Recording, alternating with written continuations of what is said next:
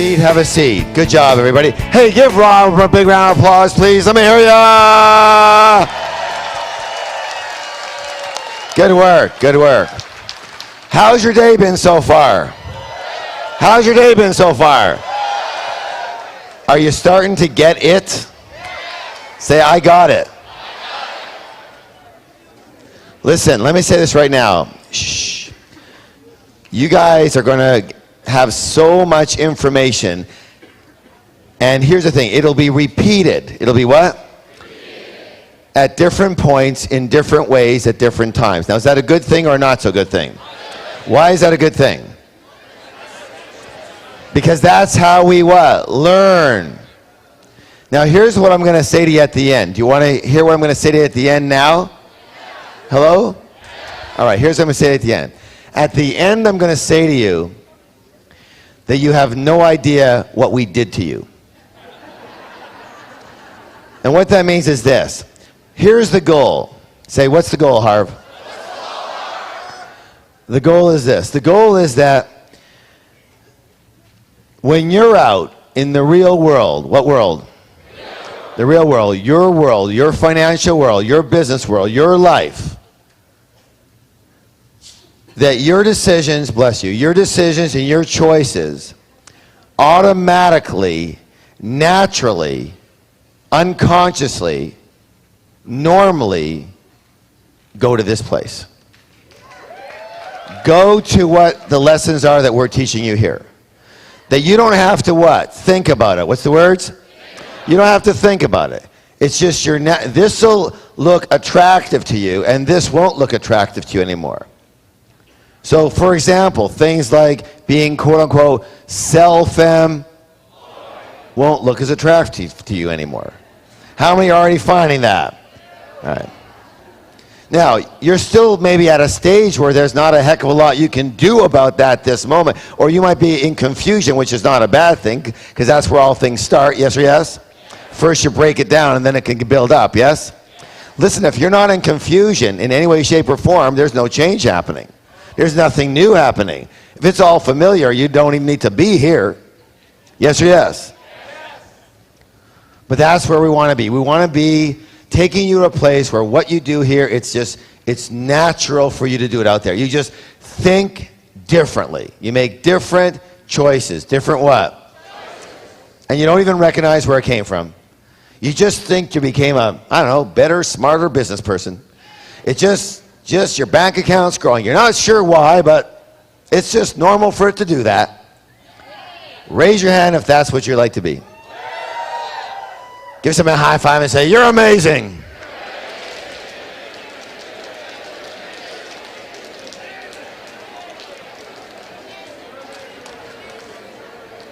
All right. So tonight we have a special treat. Very special what? Treat. Very special treat. Are you into it? Yeah. Say, I'm ready for a big treat, Harv. I'm ready for a big treat, Harv. Well, then that you'll have. A big treat. Now listen, shh. We aim to bring you some of the finest trainers in the world. And tonight, you're going to meet one. Very, very, very special human being. He co-founded the Brooklyn Business School in Vermont. He is a direct student and disciple of Buckminster Fuller. Direct, as in his disciple. Good or good? He was one of the original users and teachers of what we call accelerated training, what other people call super learning. Yes? Are you getting excited? He went on to develop some amazing experiential programs himself. How many of you have heard something called Money and You? Yes? Originator. The accounting game. The originator. By the way, I'm not sure what the number was. Was it 8 million or 80? 80? 8. 8. That game alone, the accounting game that he created as an experiential workshop, the game alone was sold for $8 million. Raise your hand and say, that's pretty good. All right. He has a few students: Jack Canfield, Mark Victor Hansen, Paul Mitchell of Paul Mitchell Hair Products, Ben Cohen of Ben & Jerry's Ice Cream. These are students. Spencer Johnson, author of what? Who Moved My Cheese? Tony Robbins, Robert Kiyosaki, and yours truly. Among his lesser-known clients, Sheraton Hotels, the U.S. Navy, Hewlett-Packard, GTE, Bentley Management, Ernst & Young. Good or good? His most recent work is a brand new program called Success Secrets for the 21st Century. You're going to participate and be involved tonight and experience, I'm going to say it because he won't say it, brilliance. Now I'm going to say that's a double-edged sword. It's a double-edged sword because you'll have to bring yourself up to the level. And you'll have to turn on your thinking caps and put them on to begin with. So everyone go like this. Let me see your thinking cap. I want to see a higher level thinking cap. The highest level you've got. And now put it on. Excellent. And things that you hear tonight and explained in the way they are will probably go in and out of making sense to you. But in the end, in the what? It'll all be tied back together in a way that you can hopefully use. Yes? Yes. So you'll stay with it. Say, I stay with it. I complete what I start. Yes? Yes? And you'll keep up. Yes? Yes? Now, I'm not saying it's complicated. It's not. He simplifies things, but the level at which he sees the world is at a different level than most people. And you can keep up. Say, I can do this. I will do this. My honor and pleasure to introduce for the first time at Guerrilla Business School, Mr. Marshall Thurber.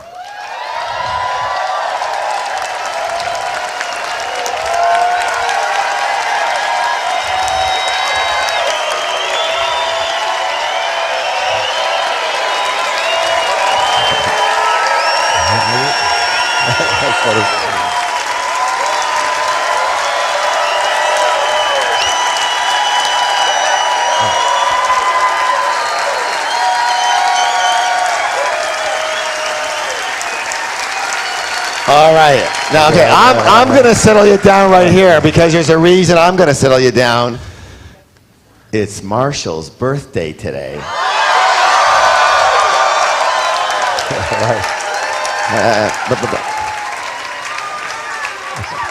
Here we go, Marshall. Marshall took his time to be here with us tonight, so we have a little song for him. Are you ready? And let's hear it. Happy birthday to you. Happy birthday to you. Happy birthday, dear Marshall. Happy birthday to you. Thank you very much. You have to make a wish. All right.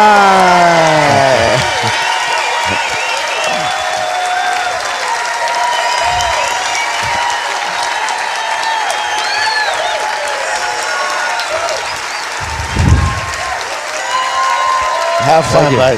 Thanks, bud. Have fun. Well, he doesn't know what to do with all this.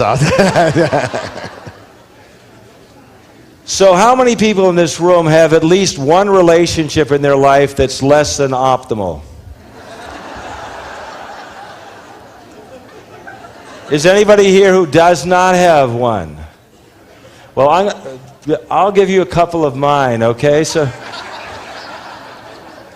what I'd like you to do now is to just pick one. If you have only one, that's fine. And how many people would like to have that person cooperate with you, even if they still don't even like you? How many would like to have that happen? So what's going to happen tonight is I'm going to take you through my predictions for the 21st century, what it's going to take for Success Secrets. We're going to cover it at a high level.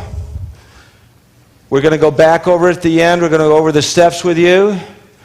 How many people here think that success in the 21st century is going to be like the success was in the 20th century?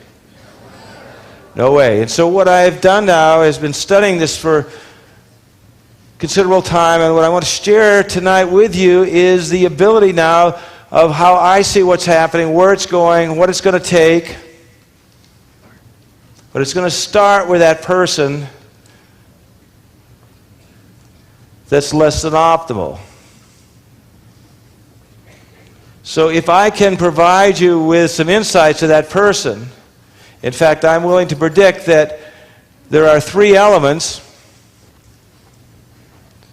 that if those 3 elements are there, that this person will cooperate with you. In fact, people, even when they don't speak the same language, cooperate when they have these 3 elements. So if this relationship is less than optimal, it means that you have not effectuated one of these 3 elements. Now, what does that have to do with business? Well, what do you do in business? Don't you want your clients and customers to cooperate? In fact, you want the more they cooperate, what? The more success and value you're going to provide. Money just takes care of itself if you're following the proper procedures. And if you have enough dynamic value, money is really an outcome. No one gets enriched without enriching others.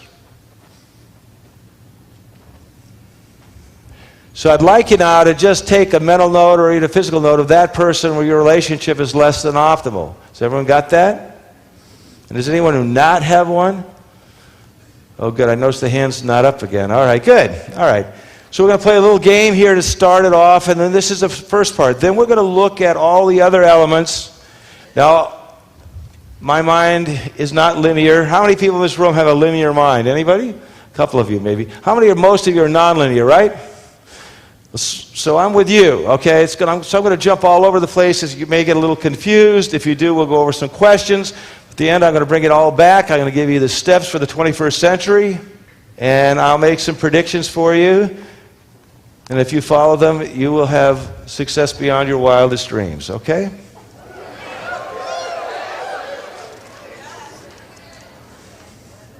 So there's a little handout here you have with says Marshall Thurber, Success Secrets for the 21st Century. And there's one that says the dollar game here. Does everyone see that? So what I want to do is play a little game here. We're going to have a little auction.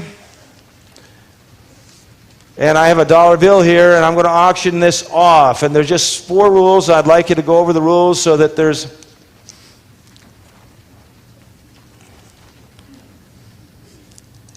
So how many people here have ever made at least one mistake in their life? Anybody?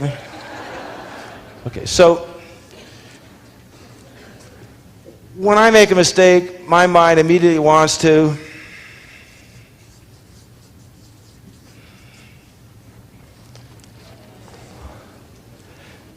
it would have happened if that idiot hadn't right? So when I'm laying blame, am I learning the most I can? In fact, when I'm laying blame, who's got the power? Me or the person I'm blaming? So how many people like to, and who's in control? How many people here would like to be in control? So we got to stay away from what? Yeah, blame doesn't do it. So if I can get beyond blame, I move up to the next level, which is to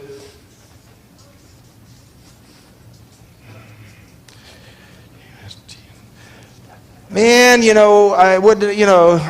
I just flew in from the East Coast and I haven't had any sleep, yada, yada, yada, yada. So justifying something, does that make things any better? That was a great excuse. I'm glad you told me. It really makes everything better. So justification's a total waste too. When you're learning, if you're laying blame or justifying, it doesn't go there. Then there's the next level. Some of you have a home here.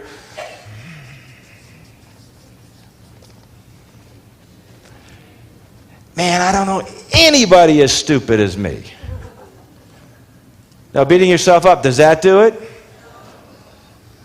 No. So what's the perspective or point of view that allows you to learn the most in any situation? Yeah, that's very nice. Somebody, very good, a lot of good people. It's from the point of view of being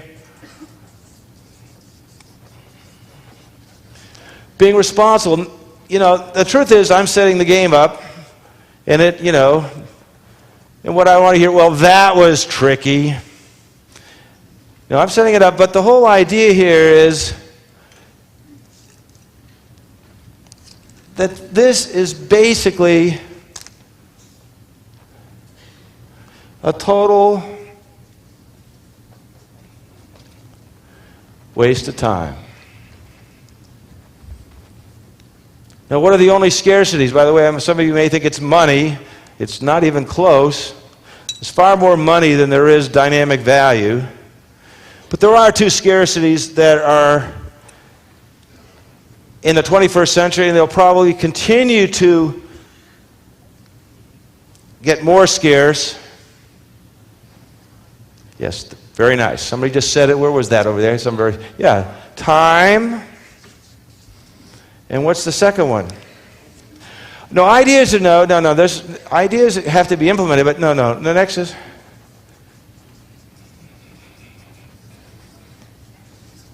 time and attention. You know, we live in a very rarefied space. You know, this is the only country in the world where more people die of overeating than starvation.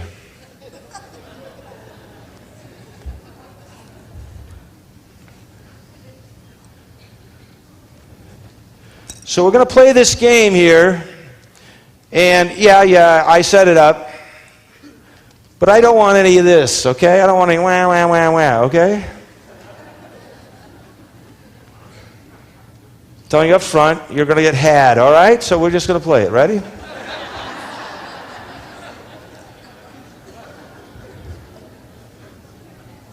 My son said he hates to go to my courses because it makes him feel so stupid. My son is not stupid. Anybody see the movie Dodgeball? Well, my son wrote it and directed it. Yeah. I'm very proud, okay? Yeah. Okay, so you're ready to be had, okay? So I need you to play by the rules, though, okay? So bidding must start at 5 cents. And must continue in units of 5 cents. The last bidder will pay the amount bid and win the dollar. The next to last bidder will also pay the amount bid, but will not win the dollar. No talking or other form of communication between the participants in this game. That's it. 4 simple rules. Everyone understand? Are you clear? There's another saying here. What does it say? Clarity is what? So to a large degree, why are you here? You want to get what? Clear. You want to get clear because that clarity is going to make the total difference in your success or failure. Hopefully by the time I finish, I'm going to give you some clarity on what's going to happen in the 21st century. We don't have any vote. These are things that are going to happen. You get clear and understand this, it's going to be much, much easier. Okay, so we're going to start this game here. Who's willing to give me 5 cents for this dollar? All right, I'm just 5 cents right here. Okay, who'll give me 10 cents? Anybody give me 10 cents? I got 10 cents here. Who'll give me 15 cents for this dollar? Oh, let me see. I'll take 15 from you. Who'll give me 20? I get 20 cents over here. How about 25? Over here, 25. 30 cents? 30 cents, right. How about 40? I get 40 cents? 45 cents. Who will give me 50 cents? 50 cents here. Go over to this corner. So I got 50 cents. All right, who'll give me 55 cents for that dollar? Right here. Who'll give me 60? 60 cents right here. 65 cents.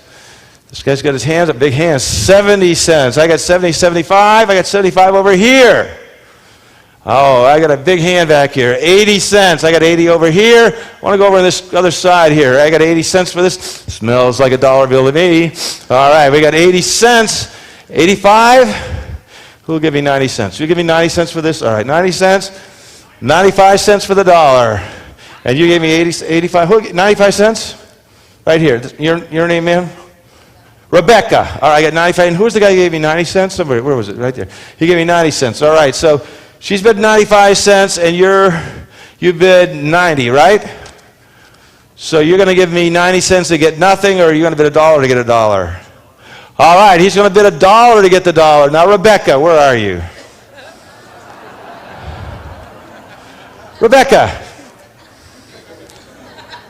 This is the question. Are you going to give me 95 cents to get nothing?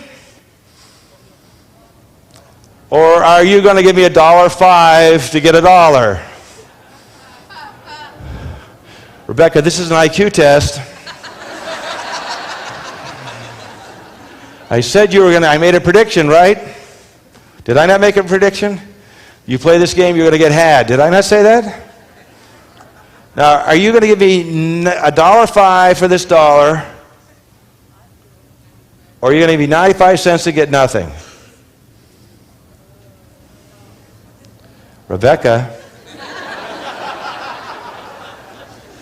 $1.05. You're very smart, Rebecca. Now, your name is? Alan, my friend. Are you going to give me $1.10 for this dollar? $1.10. See, Harv doesn't pay me for this course, but I take it right here, all right? No. We're just going to move on. We've got sort of the idea that now the only time you're going to pay is when the game is ending. It's going to end, right?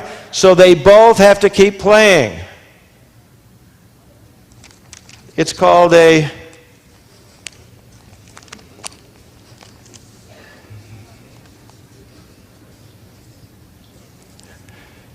game without end.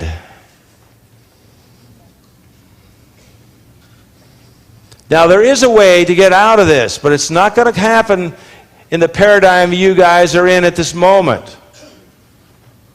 Just like the secrets for the 21st century are not going to be like the success in the 20th century. In a game without end, these players are in the space of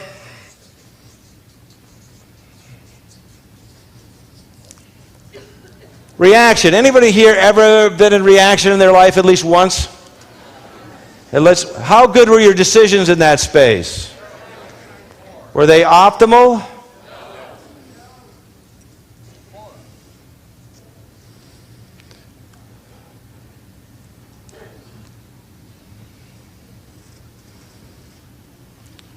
So what we're going to have to look at is, if you're thinking in 20th century terms, the vast majority of your thinking is going to be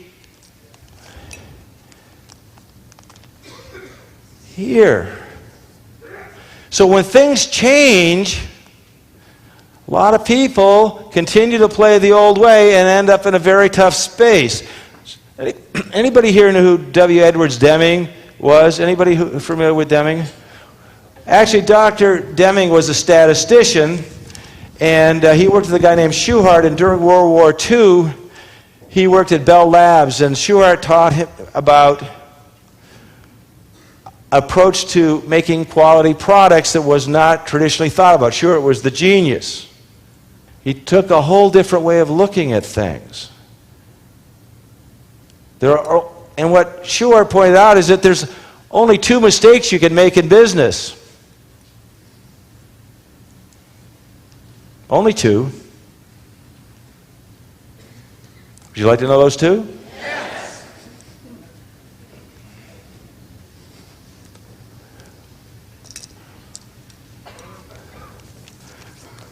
So one is to act. Number 1 mistake is to act what? When you should not act. Now, this is another IQ test.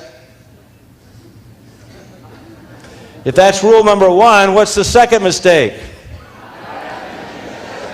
Great. This is a very smart group. So those are the 2 mistakes. Now, does anyone ever do this perfectly in life? No. In fact, where's perfect found? The dictionary. So we're not going to do this perfectly. But what we want to do is increase the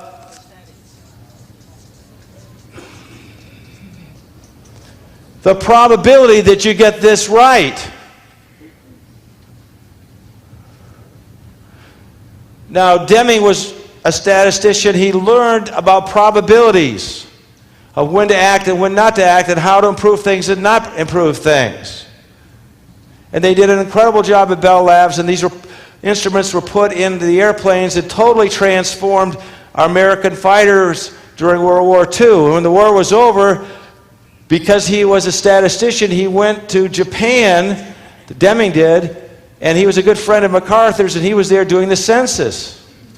And while he was there, MacArthur knew about what he'd done at Bell Labs and quality with Shewhart, and he said, you know, there's a group of business people in Japan that really want to know about American business.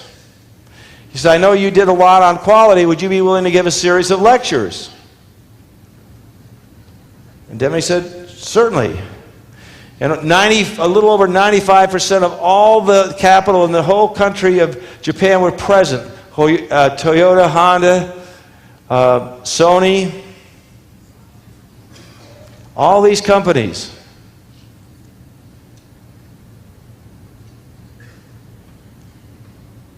And he didn't teach them American business methods. He taught the methods he learned from Shewhart at Bell Labs. They thought they were learning American business.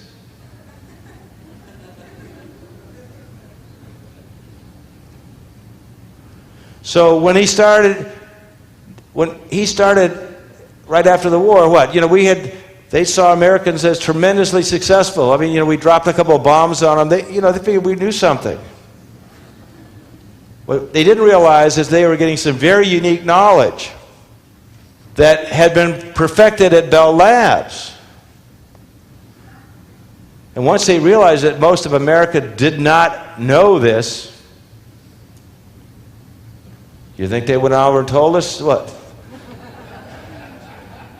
They just started building quality products.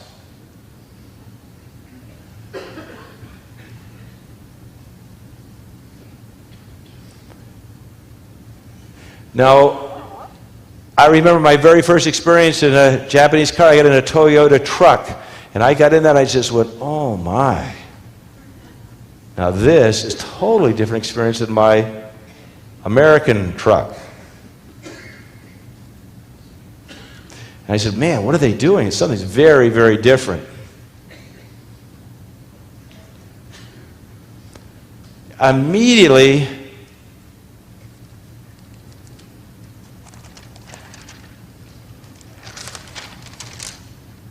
I recognized that I was in something of a much higher level of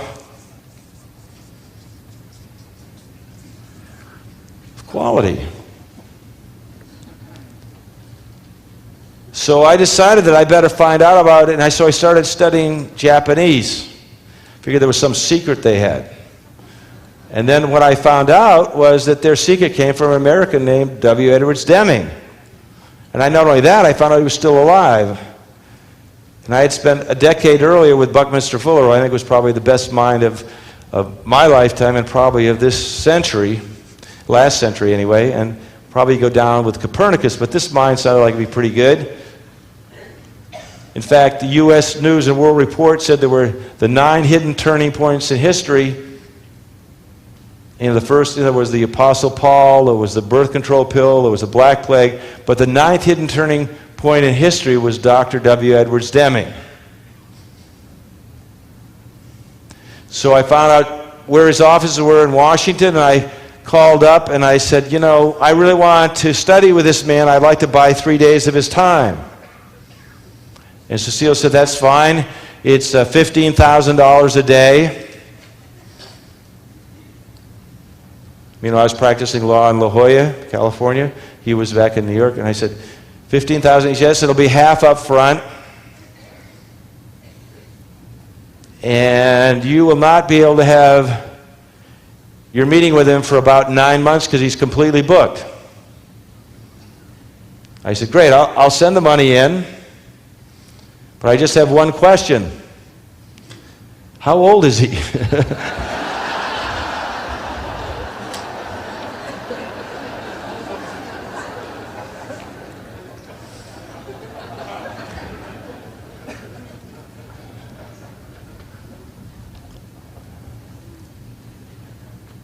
So we're going to deal with quality here in a minute. I'm going to go back to this. But when I did this, I remember going to his office, which was in the basement of his house just in Washington, and I brought 3 banker's box of questions and stuff. I'd studied everything I could before I got there. You know, when a lawyer has his hand in his own pocket, it's very different, you know.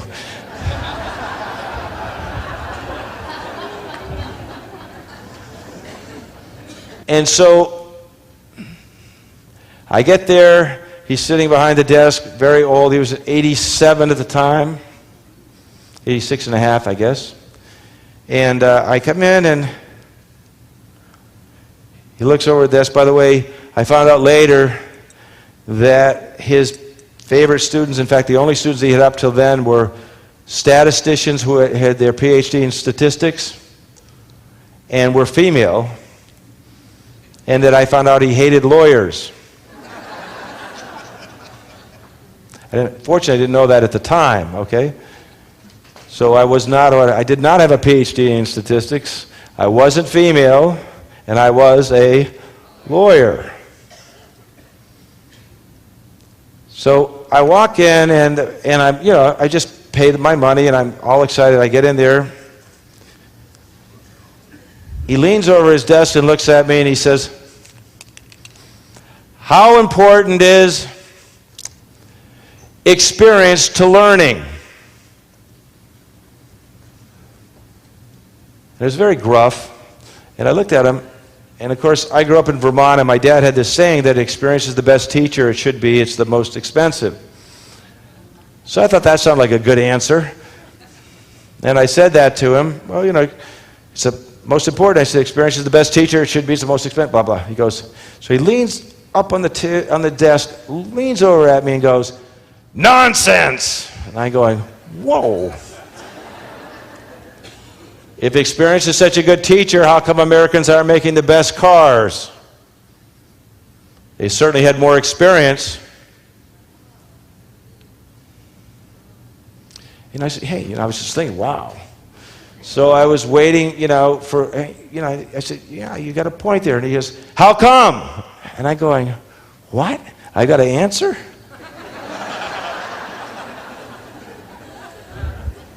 So that's how it went. He'd ask a question, I'd give the wrong answer, and he'd scream at me.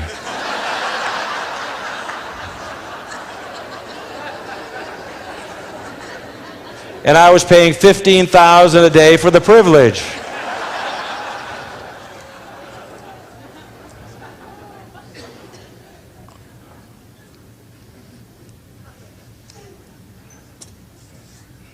By the way, when Buckminster Fuller died, I cried for a couple of months, and I still miss him. And it's funny that when Dr. Deming died, which was 8.5 years later, by the way, he invited me to study with him, and that's what I did. But when he died, I had sort of a sigh of relief.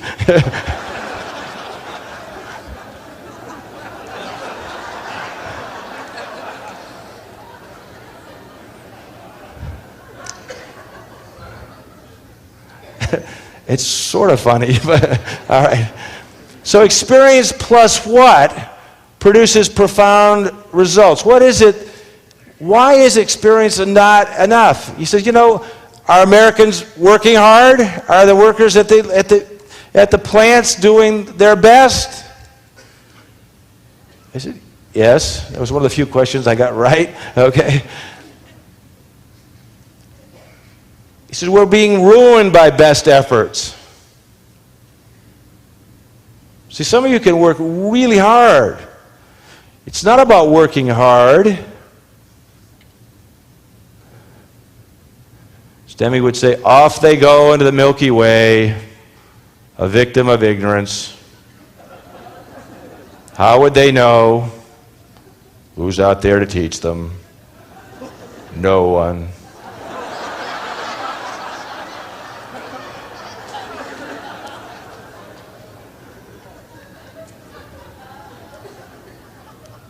He would start his seminars and he'd say, all right, let's have some fun. Who's got a dumb question?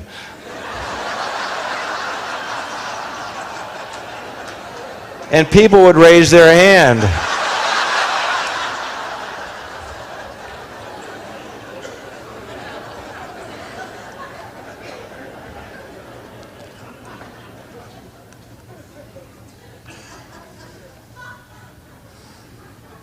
That's the truth. I mean, all right, so what is it? What does experience have to be?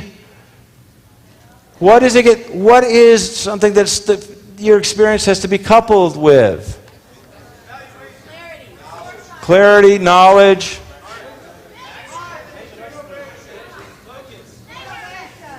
Directions. Now hold on, guys. These are all great answers. They're just not the one that Demi had.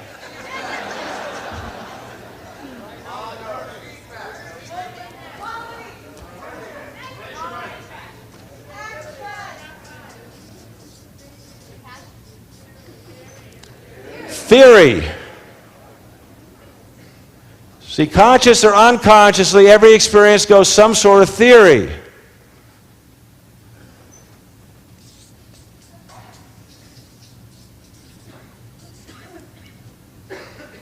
What's that theory? Theory of what? Right. Whose theory was that?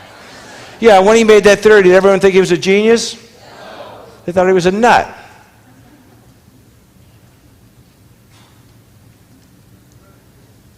He definitely was ridiculed. Now, what does a theory let you do? Well, you test, yes. But the whole key here, how do you know if a theory is any good? Well, you experiment with it, but first, before you experiment, the experiment is correct. But what do you do first? Make a hypothesis, or you make a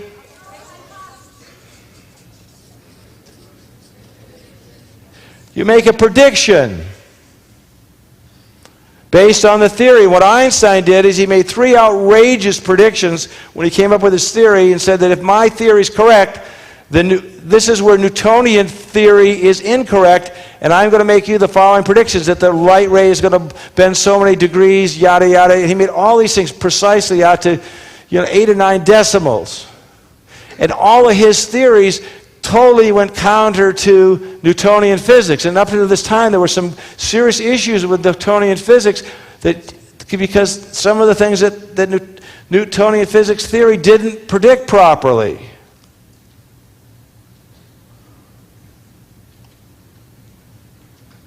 So they tested it. They went down to the island of Principe and the solar eclipse, and they measured the arc, and the curvature was something that would never happen if you were based on Newtonian physics, and it came out to be precisely what Einstein had predicted.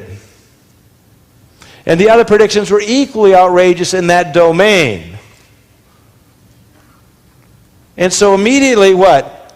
Because his theory was able to predict things that Newtonian couldn't fix, then all of a sudden people started to think very differently.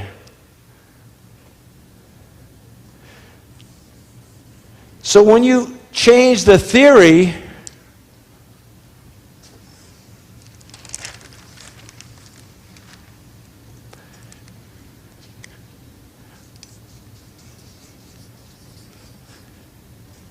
if you have a different theory, you're going to ask different questions. And if you ask different questions, you're going to, what? You're going to get different type of answers. And if you have different answers, then you're going to take different type of actions. And the different type of actions are going to lead to different what? That's right, or outcomes. Correct. But the theory goes first. Then what? All of a sudden, E equals mc squared, people start asking very different questions, and of course the entire atomic age and the atomic bomb came. But the theory precedes the change. You just played a game. And in the theory you used, it was hopeless. I told you were going to get had, and you did. I made a prediction. Because the theory you're using, it's impossible to get to the right answer or to get out a reaction in that theory. Now, when we look at it from a different theory, which we will, the answer to get out of that is very, very obvious. But it's not going to be obvious if you don't have the correct theory.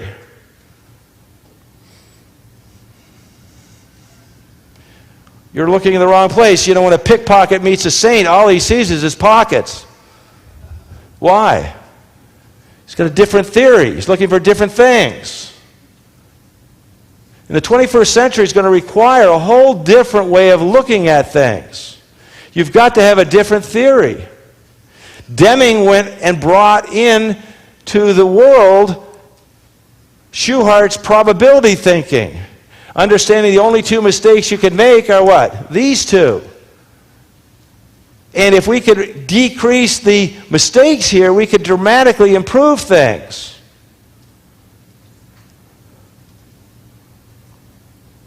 And he changed the world.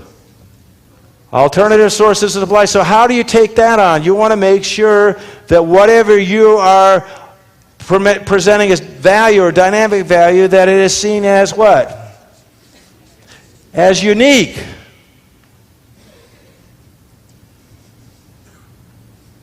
If it's unique, there's no what? There can't be any competition. You know, when my dad went to buy his new car, when I lived in Vermont, there was only one Ford dealership. We would go down there, and if we wanted a Ford, we had to buy it there. Now, if you want to buy a car, what? You go on AAA, tell them what kind of car you want, how far you're willing to travel, and the color, the make, the model, and everything else. They will then send out a request for bid to all the dealerships within whatever distance you said you're willing to travel, and they all bid on it. And if they're all the same car, and the same, whatever they are, all, you know, things that you want added onto it, options, then the only thing you're going to decide on is what? Price. So what's going to happen now is you are going to have to stay unique.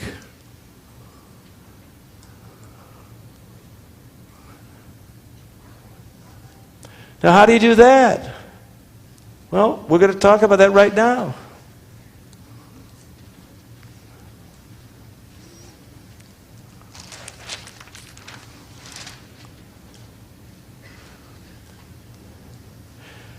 Now, if it's about price, it can be if it's about price, it's going to can be basically a what? A commodity. And then if you move up from that, you get yourself a product. You go above that, you get to, let's say, service. Now, the problem with all of these is there are going to be what? Alternative sources of supply.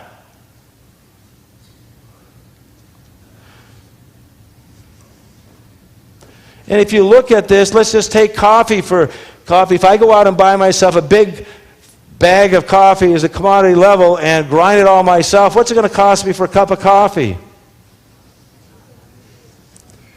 You know, let's say 15 cents, right? Now, if I go buy Folgers at the store, what's it going to cost me? Maybe 40 cents. I'm just guessing. I don't drink coffee, okay? And then let's say I go to 7-Eleven, I'm going to get it. What's it going to cost me? Say $1.25. I have no idea. This is just guessing, okay? Now, I'm going to go to...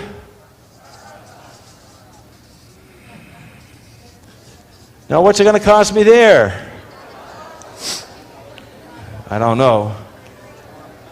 Say $3 just for fun. I mean, look, I could be off by a magnitude, but just let's stay with it, okay? Now, why could they do that? By the way, what do you think of the number one commodity that Starbucks sells? It's not coffee. Milk. Milk. You know, you buy that double Wally Lottie or whatever it is. I don't know, whatever those things are. But Milk. They sell more milk than they do coffee. But you're not paying for the milk. What are you paying for? You're paying for what? The experience. Somebody just said, who said that? It was very, very nice. Yeah, you're going to pay for the experience. This is about an experience. Now, the thing about experiences are what? Everybody's experience is what? Unique. Hello? So you have to take whatever your product or service there is, anything down here, and you're going to have to move it at least to this level. And I don't care what your business is, it can be moved. Now, is this cell phone a product or a service? Yeah, so when you start to see this differentiation between product or service, it's basically gone. This is what both. It wakes me up in the morning, if I need it. And so what you got to look at, these are just basic offers that are without the experience. I mean, people, the longer you stay in Starbucks, the more coffee you consume or more milk you consume. Now you see them talk to each other, they go double wah wah wah, and they tell the guys, oh this, and they run around like that. That's just they don't have to do that. That's just all part of the game. It is. It's scripted. You can now get your book published by Starbucks. They have a publishing company for people who write their books at Starbucks. They do. You get it stamped so many times, you get eligible to send it in, the best books get printed. But that's not even the highest level. Now I want you to look at your own business now. You've got to get it to that level.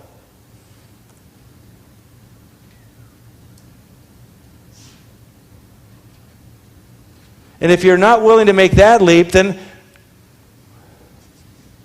and you can do that by working, or you can by doing it, what? Intrinsically, what you do love. Doesn't matter, the experience. So look at your own business, or the one you're looking at. How am I going to get it at least to this level?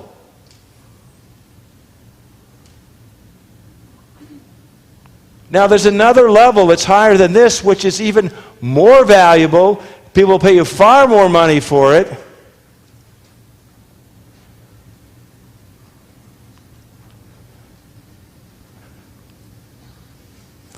And this is, by the way, you know, we were in Orlando. I did this, what is it, Orlando, Florida. You know, what's there? Disney World. You know, people go there for the experience, the memories that they have. I saw more grandparents, parents, and children at Disney. You know, where I was staying, I was tripping over these little kids. I looked at the entire family there to have an experience.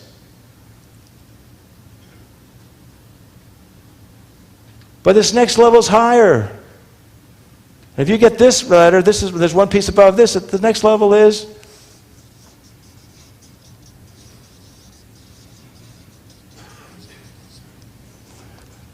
transformation. People will pay for anything for transformation. Now, what makes this even more valuable than transformation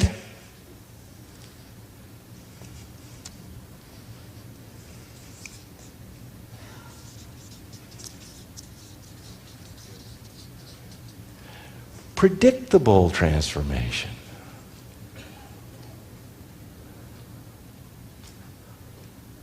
And for you to have predictable transformation,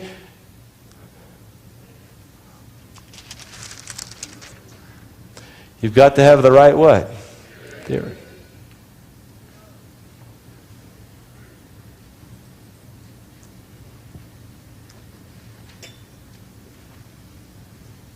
Now, a good friend of mine, his name is Marshall Goldsmith, but Marshall Goldsmith does a business that he deals with tough executives who are very valuable to the company, but basically the employee is very incorrigible.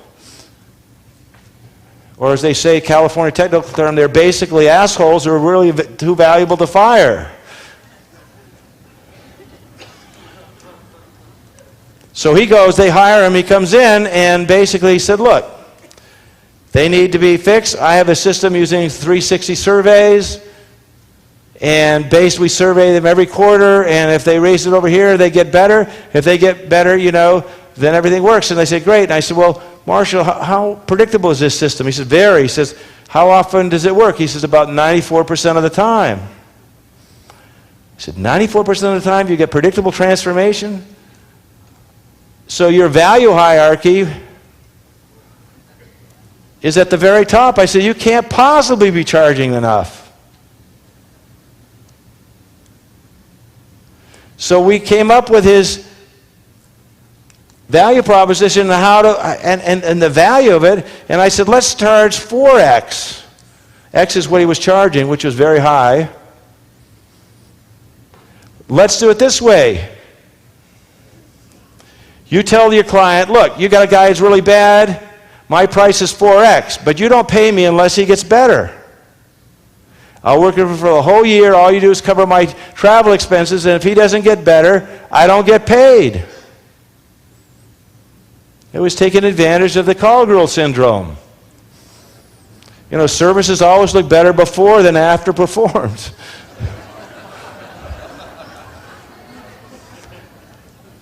Most of the men laughed, not many of the women. Okay.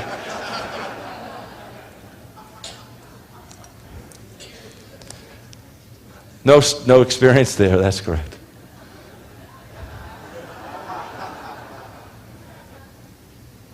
But the whole idea is you want to set your value up before you perform, not after. And if it's predictable and you give them the risk reversal, so guess what happened with Marshall Goldsmith? At the end of the year, 94% of them got better. But instead of getting paid X, he got paid 4X, which increased his bottom line by what? No, much more than that.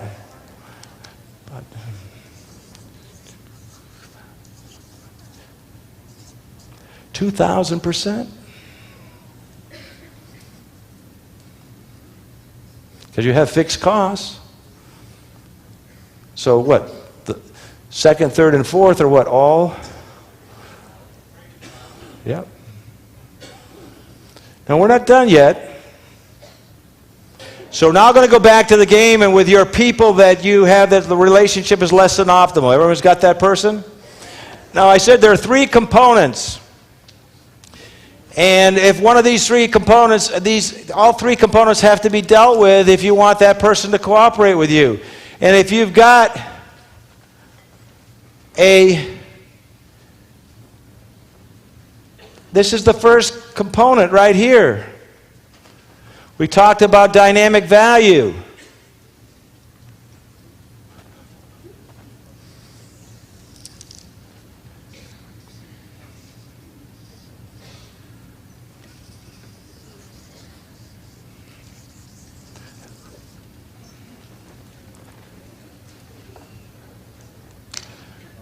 So, if you've got dynamic value, you're providing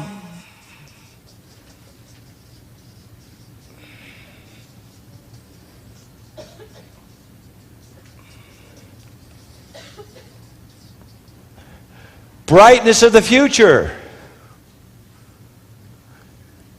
You're going to tell them that if you follow me, if you do what I say, if you buy my experience or my transformation, you're going to have what? A better whatever.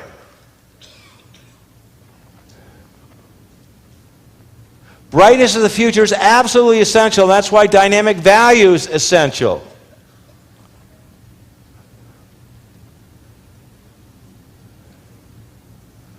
What do you think is the number one litigated subject in America? Divorce. Why? No brightness.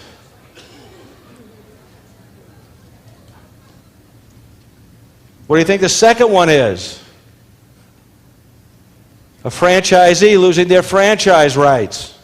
Again, no what? Brightness. So in the world of business, just like in the relationship you have, the die valve has to be there, the brightness of the future. And if it can be predictable, the more valuable it's going to be.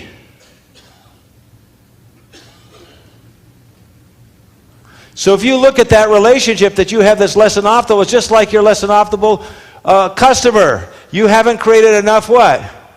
Some of you may not have created enough brightness. There's three components. All three have to be there. So what's the brightness of the future that you have with that relationship that's less than optimal? How do you get some brightness into that?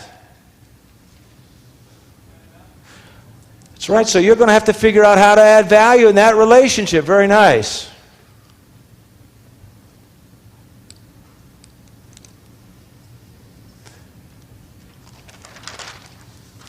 Now, there are certain levels to this in the value hierarchy, okay? So we're going to look at that.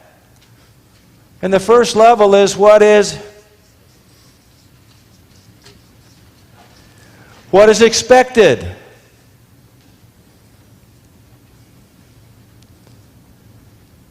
Now, I'm staying in the hotel near here.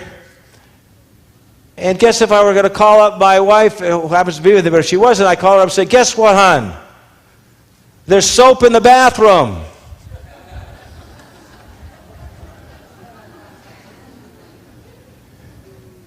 Am I going to have that conversation? When would soap in the bathroom be an issue? If it's not there, you don't get any points for what's expected. You don't get any points for that. But you better have a system that does that.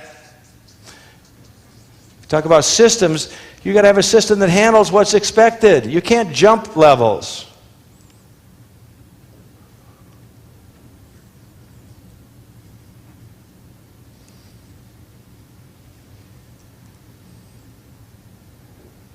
And then you move up to the next level, what is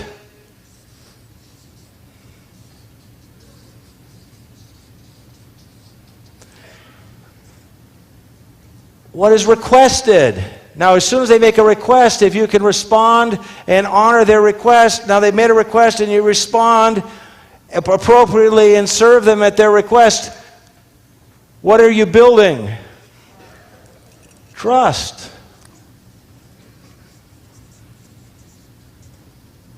And once you start building trust, then what can you do? You can then, as you start to build this, then you can move up to the next level in the equation. You can move up to the level of what is to suggest. You know, people come to Harv's, whatever thing, and they, you know, and he handles what their expectations are and some of their requests. Then he can go what to the next level and what? Suggest or enroll.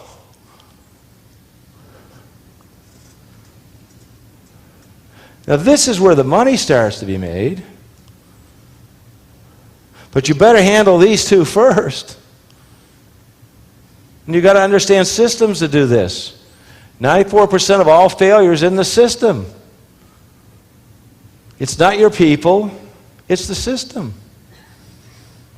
And when something doesn't work, blaming your people has only a 6% chance, and since if we're going to, the new dynamic is probability, you're taking only a 6% chance, or would you rather have a 94% chance? This is an IQ test again. Which would you rather have? Correct.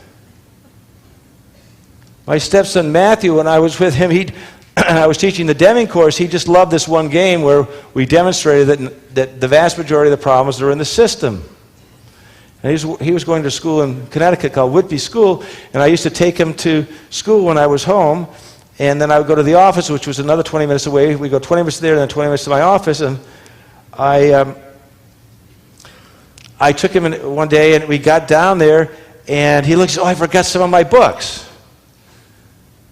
He said, would you get me the books, Daddy, too? And I said, okay, now that's 20 minutes back, 20 minutes to go get them, and then this was like on a Monday, The next Wednesday, I drive him. So I do that. Next Wednesday, I drive him down again, and he goes, "Oh, I forgot a couple of my books." Now, we talked about reaction. What do you think I was in? I went, "So we go get him," and I went, and I turned to look at him like this, and he goes, "It's the system. It's the system."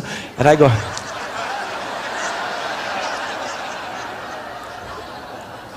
that little rat he's been seen to in my seminars. And so I said, and I knew he had me. And I said, "You're right, it's the system. But we're going to fix the system, aren't we?" He goes, "Yeah, we're going to fix it. You go get the books." And I said, "I'm going to get them, but we're going to fix the system. But when I get home tonight, we're going to look at this system together. I want you to work on it until I get there."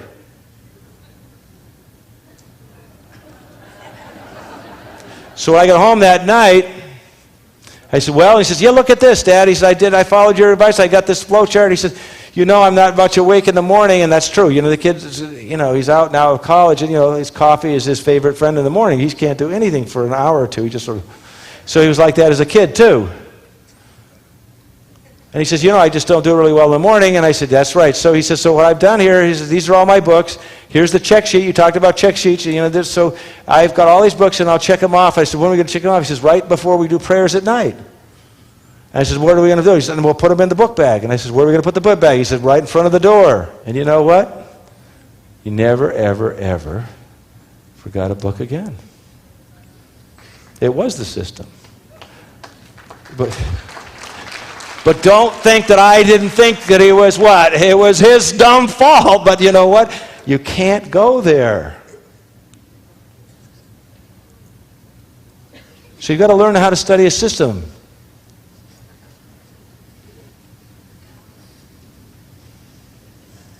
Now, these are all great, but they're not going to get you to be appreciated. This is okay, but there's one more level to this.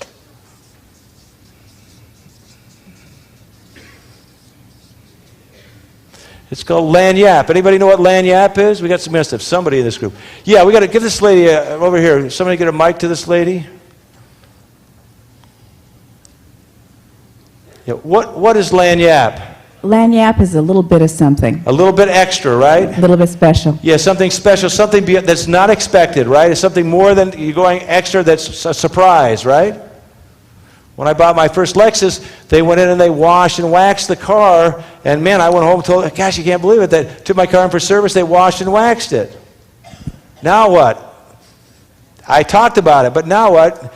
It's every high-level car, when you take it in for service, what do? So that what was Lagniappe? See, Lagniappe is something new that's first. It's primacy. It gives people appreciate it. It's the primacy factor. Who was the first person to land on the moon? Neil Armstrong. Who was the second? Who was the third? Who was the first person to break the 4-minute mile? Bannister. Who was the second? Who was the first person to fly across the Atlantic solo in an airplane? Lindbergh. Who was the first woman? Who was the second? Who was the second? See, you remember the first. Who was the first person you made love with? Who was the second? Third.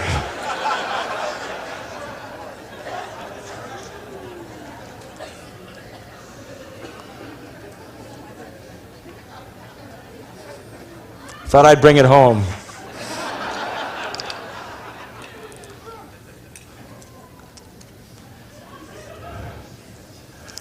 So this is key to making appreciative customers. You're constantly going to have to do this. Somebody just got that joke. Okay, all right.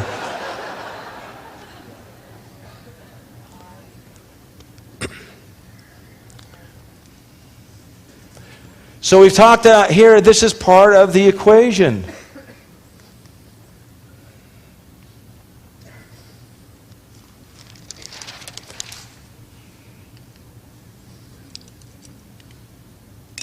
Now we're going to look at some more of this game. We haven't finished this game, and we're going to get through this, then we're going to get through the the components now for success in the 21st century. They're very, very different.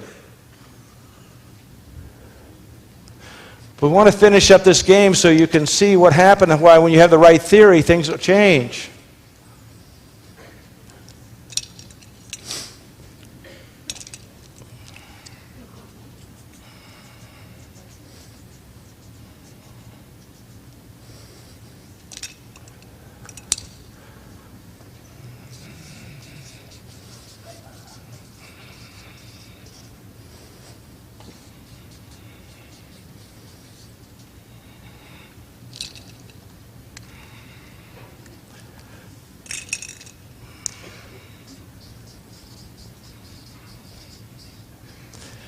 So the second component is darkness of the future. What are the consequences if they don't use your dynamic value? If they don't buy, if they don't enroll?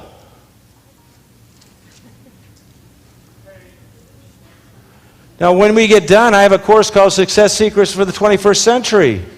We're going to talk about all these in much greater depth.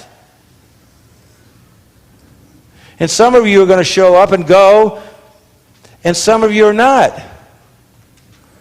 Now, those of you who don't go, well, that's fine.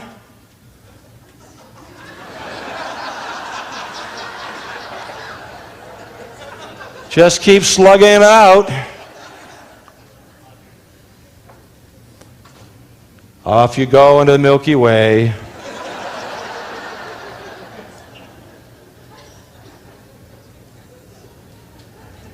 How would you know? Who's there to teach you? Me. So you've got to put this up. Some people don't like this. It's part of the equation. If there aren't consequences, then there's probably not enough dynamic value. If you've got enough dynamic value, there's going to be consequences for not doing it. And if you don't imply it, tell it. Now the third piece, and this is essential too. So before I get to the third piece, let's talk about this now. The person you have that's less than optimal, right? What is the darkness have you conveyed to them by not cooperating and being? What's the darkness of the future if they don't cooperate? I don't know, but what I'm suggesting here is that I'm willing to bet that if the brightness is strong enough and the darkness is strong enough and this third element's there, they will cooperate. As long as it's communicated.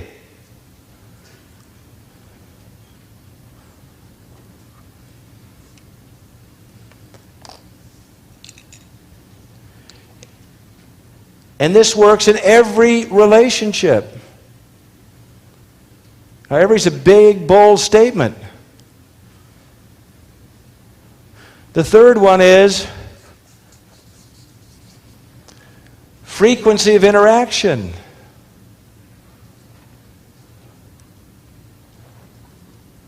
You've got to stay in contact. Remember we talked about the two scarcities or what? Time and attention. You've got to get that frequency of interaction there. And you can't do it with everybody at the same level of frequency. So you're going to have to stratify your clients.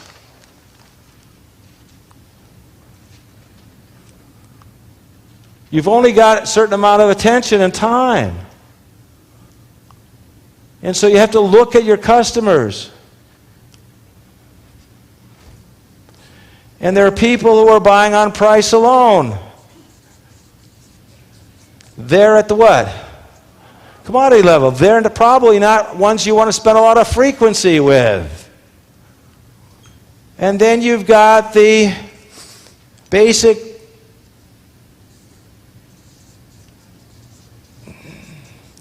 repeat customers. Now they're okay, but you want to move up to the level where people are appreciative or they're starting to become what? Loyal. See, repeat business is great, but if they're loyal, they're not going anywhere else. Then you got the next level up. What's the next level up? Missionaries. You've got to take Harv Eckhardt's course. It changed your life. Follow me.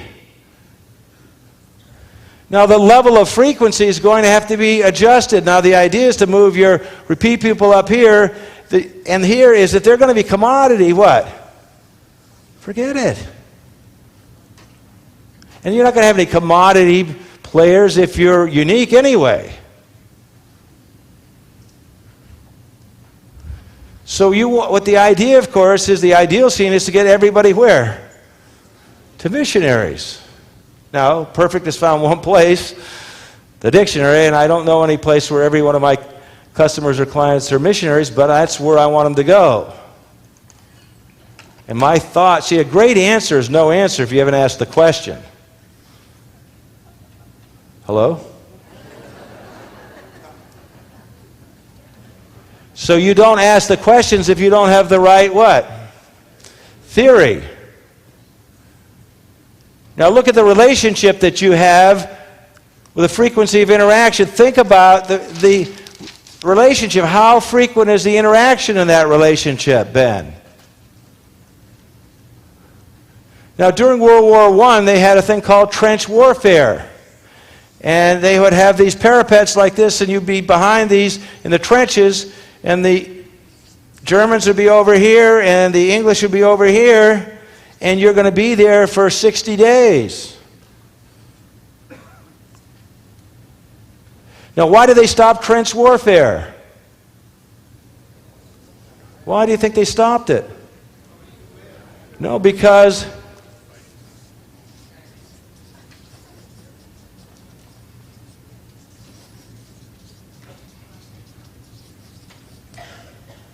cooperation kept breaking out. They did.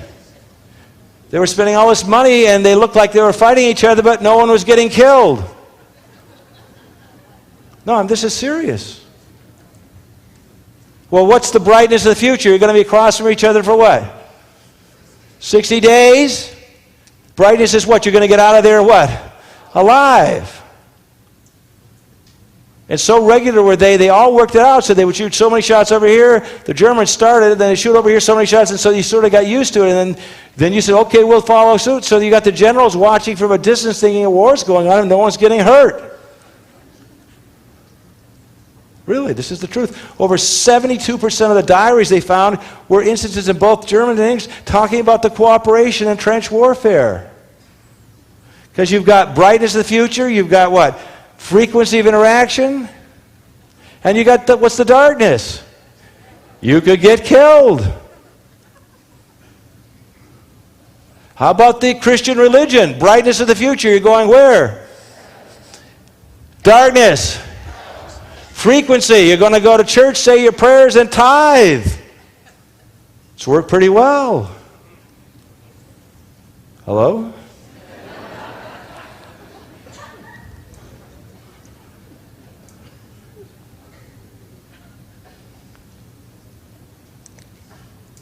Now let's look at this game. We want to finish this game. Where are my two players?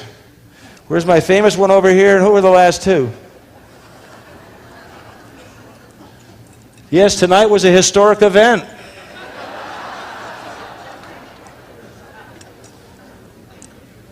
And we want to look at this because we want to finish this up, because you're not going to get there from the theory you were using.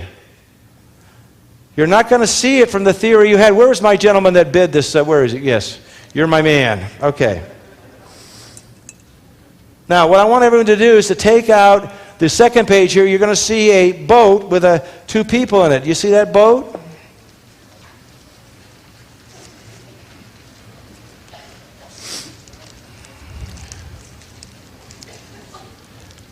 So everyone got this? Now, where's my buddy? Let's give him the mic, would you please? We're going to get a mic so we can talk.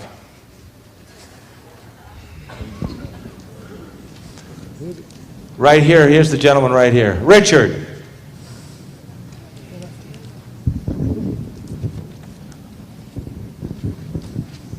Okay, Richard. Now, I'm going to show this to you right now. If you look at this, you've got a guy on one side, a woman on the other, right? Right. You've got one too, right? You see you have the same sheet, right? Now what happens if the man moves out? What happens? The woman has to what? She has to lean out too. She leans out too. Now that's the theory of reaction. That's the theory of this game we just played. But what might she do that's counterintuitive? A different theory. What if he moves out and she moves in?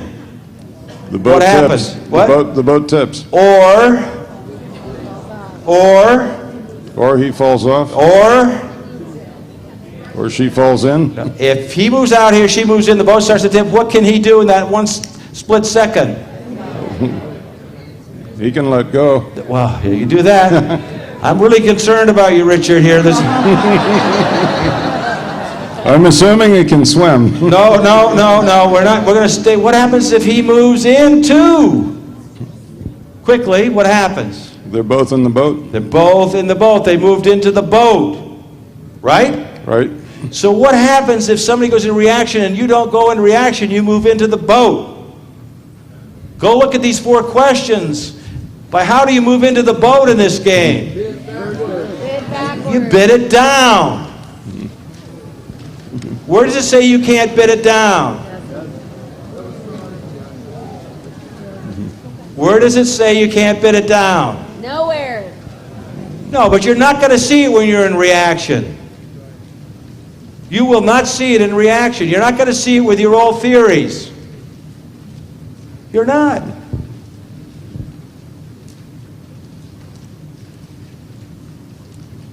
I may have read something into the game that isn't there, and that was that the winner not only got the dollar, but the second bid. In which case, there is no reason ever to stop bidding.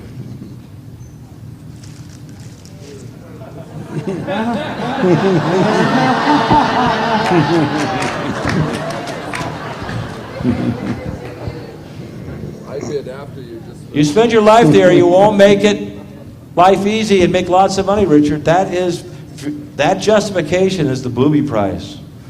Truly.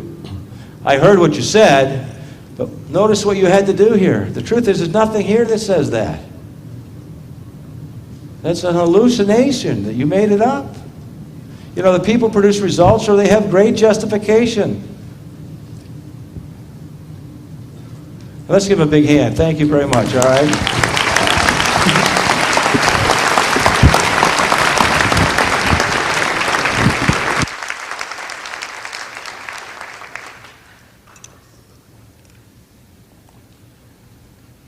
So look at that one person that you had, and I'm willing to bet that those 3 have not been optimized. One of them at least. How many people here can see where one of them might have been, you could do a better job in at least in one of those 3 areas? Anyone who has said they couldn't? I'm not saying it's going to be easy. That the killer then is going to be what?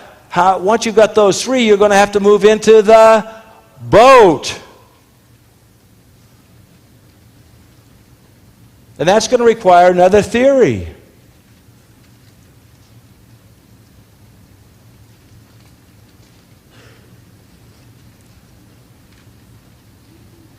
So we've talked a little bit about dynamic value. That's the first piece for the 21st century.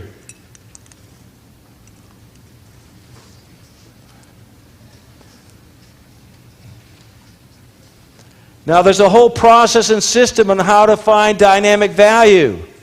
Now, you don't even have to find dynamic value. Those of you who say, I'm not creative, I don't know how to do that, it's too much. That's okay. You don't have to find it yourself. What you have to do is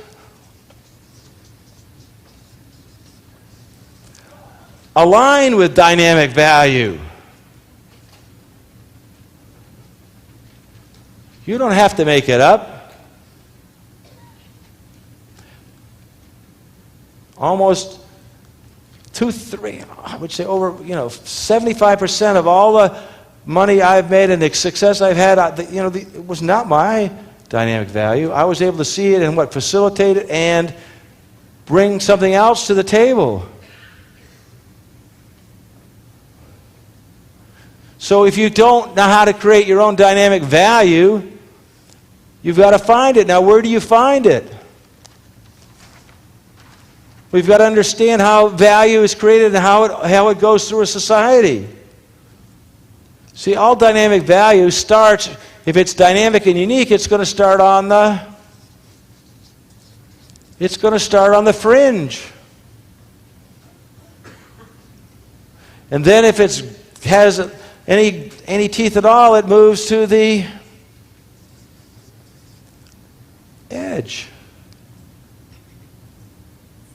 And if it gets any better than that, and then it moves to the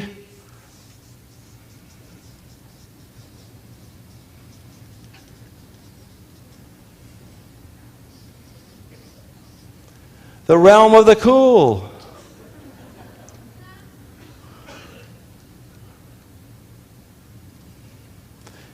And then if it goes from there, it moves to the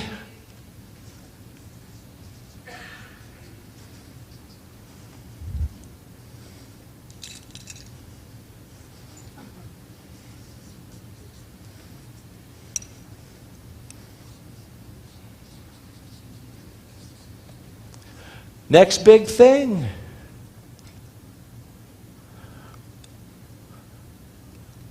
And then once it gets beyond that, it moves to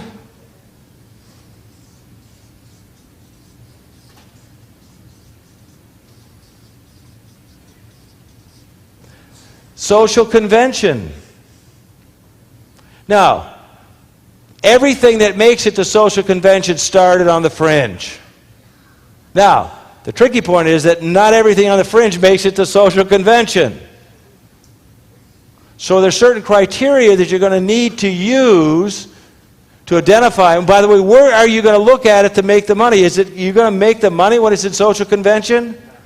No. When I bought my first cell phone, I got one of those big ones from Radio Shack for $1,500, and it was like $1.10 a minute. That was clearly over one on the fringe. Now what? It's gone all the way from the fringe to the edge, realm of the cool, next big thing, and social convention. Now they give you the phone. It's a commodity. The money is made is when you pick it right around in here and move it to the realm of the cool, the next big thing. Right in here is once it gets here, they're going to start to duplicate or replicate or do something. So you want to hit it from edge to the realm of the cool. I mean, you look at the Hummer. The Hummer was what? Hummer was a military vehicle. It was a fringe player. Then a few people got to the edge, and then Arnold Schwarzenegger got one and drove it around and made it the realm of the cool. And now that Chevy's making them all, I mean, it was made by General Motors. I was out here and I saw one about 6 months ago. There was a black one out here with all chrome. The guy said he paid a little over $200,000 for his. And I said to him, wow, I said, when was the last time you took it off-road?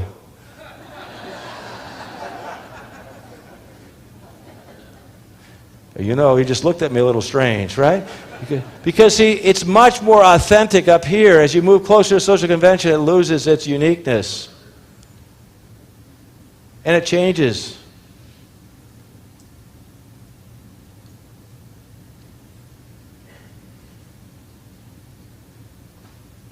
Now, where are you going to find these things? If you're not going to create it yourself, you create, as they talk about in network science, and we're going to talk about it here, that if you've got a bell curve, 50% are going to be on one side of the curve, 50% are on the other side, right? So, half the people in this room are above average, no matter what criteria I pick. I was in New Orleans once. Just recently, there's a congressman said that 50% of our children are below average. We've got to do something about that.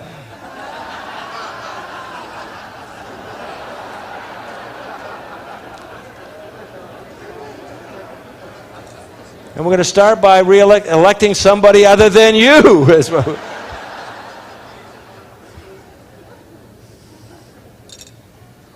I didn't make that up. That's the truth.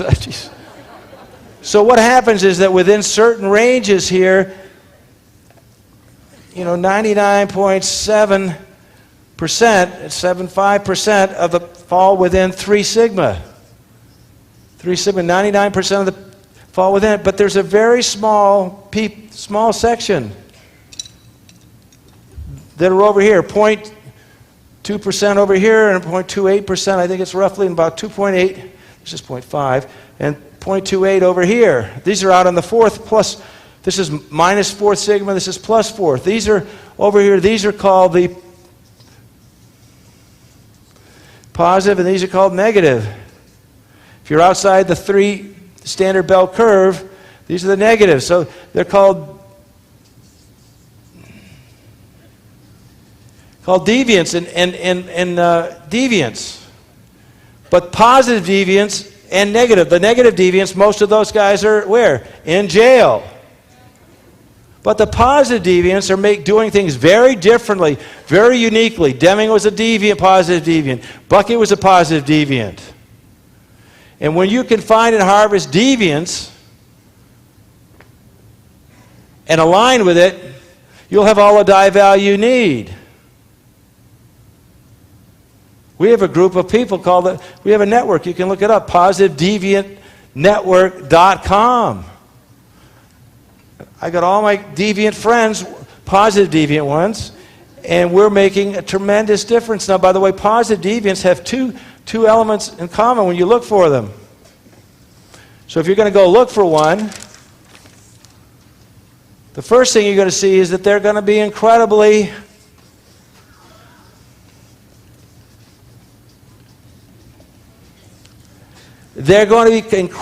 passionate. Money is not the issue. They just are totally involved in it. Now, a positive deviant has a second trait. So if you're looking for these people, look for the passion. And the second one is, there has to be, in all the deviants, positive deviants, is a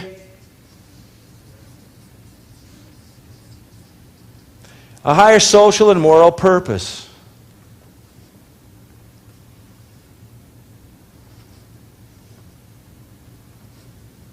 And if you align with a positive deviant with a higher social moral, now there's a whole bunch of other traits, but these are the 2 top ones.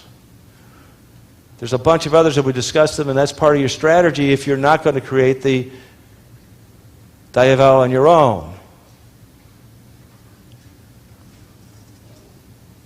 And so that's the second piece. So you've got to understand positive deviance and how to find Diavel by going this strategy. And as opportunity, though she's blind, she's not invisible.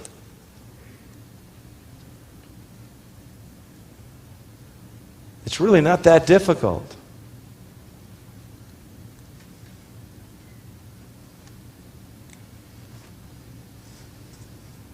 Now the next piece.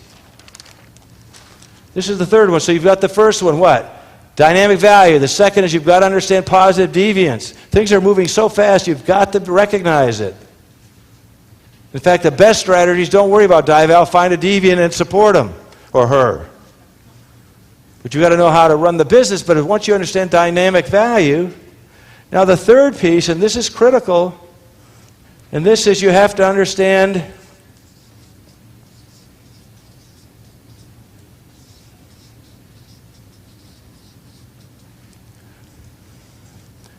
network science, and it's not networking. And by the way, this is only about 4.5, 5 years old, network science. Now, what creates the science? You've got to have a what? Theory. And the problem with network science becoming a science is they couldn't get A's. And how do you test a science? How do you know if it's any good? How good is your theory? You have to what? You have to create what? Predictions.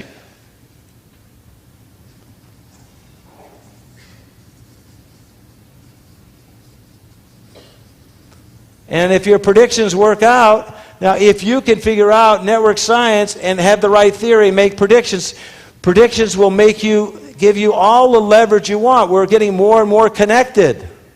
You've got to understand the 21st century, if you are not articulate in network science, you're in the dark ages. You're going to shovel and shovel and shovel. Work off you'll go into the Milky Way.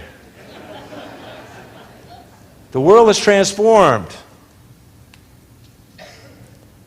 You have to understand this.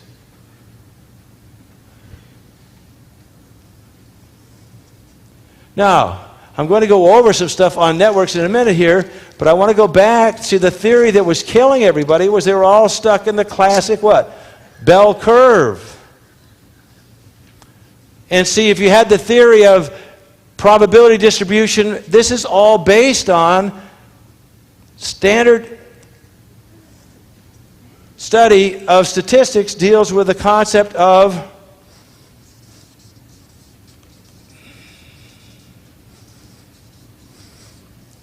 randomness. And so as long as people were looking at networks from randomness, they would make little progress, but not a lot.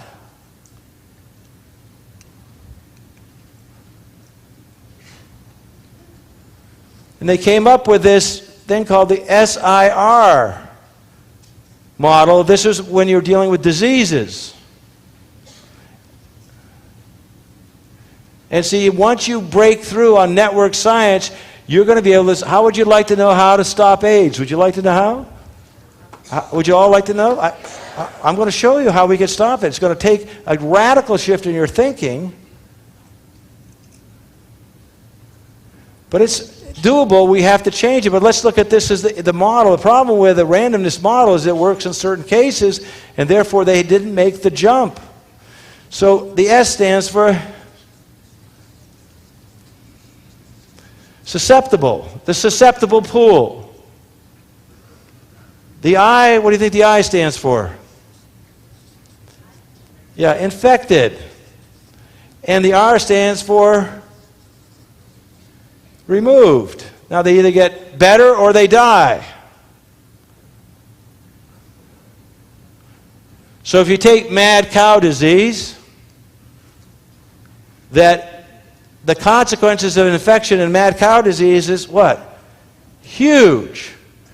Economics could just destroy, you have mad cow disease, destroy a whole economy. So you don't want any infected. So to reduce the possibility of infected, you reduce the susceptible pool. Even if they're not infected, but if they're susceptible. I lived in Vermont, in Warren, Vermont, and right next door to me was a sheep farmer, and he had 327 sheep, and it turned out that his sheep were in the susceptible pool, and the government came in, paid him $3.5 million, and killed all the sheep. Now, do you think the Vermonters, the guy liked that, or even the whole Vermont scene liked it?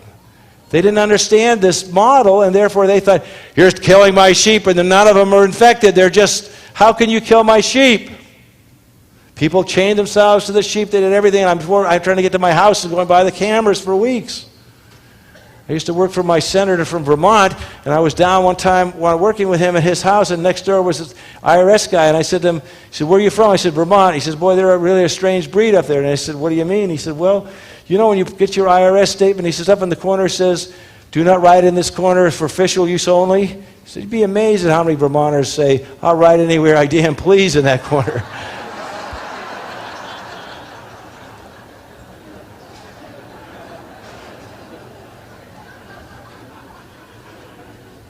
But they chained themselves to these sheep. They did all this. What they didn't understand was, see, the probability and consequences, even though the probability is very low, the consequences are too high. They had to reduce the infected sheep. Same thing with the 747. There are 7 backup systems for every field, every major part of your 747.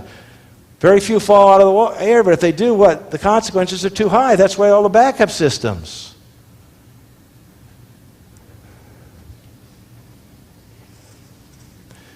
And the same thing with AIDS. See, anything above 1.0, it's growing.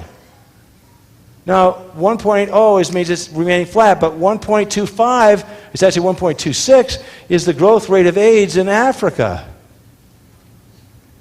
I mean, Africa's gone if we don't figure this out. But you're not going to figure out this way. Now, it's the same thing if you look at, once we're connected, we're all connected. What's going on over in Iraq? All the bombing and stuff is done, what? The roadside bombing is done by what? Cell phones. They can watch the thing over, they detonate it with a cell phone. Now, the problem with force now against the network is what? You want to come up here for a minute?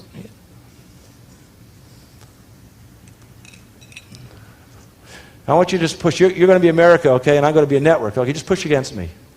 Where do you want them? Now, who's in control? Yeah, see, what happens is that network yields to force. And this one, we got to be the most powerful country in the world. The network came in. You can't win a network war with force. You can't. Thank you very much, okay? So what's going on here is when you kill an innocent person in just by collateral damage, are you increasing or reducing the susceptible pool? And if it's above 1.0, what? What would your prediction be in Iraq right now? It's growing. The only way you can stop that is to reduce the susceptible pool, and it's not the strategy of force. Looking at randomness, there's a big problem with randomness. Let's just take the average height of an American.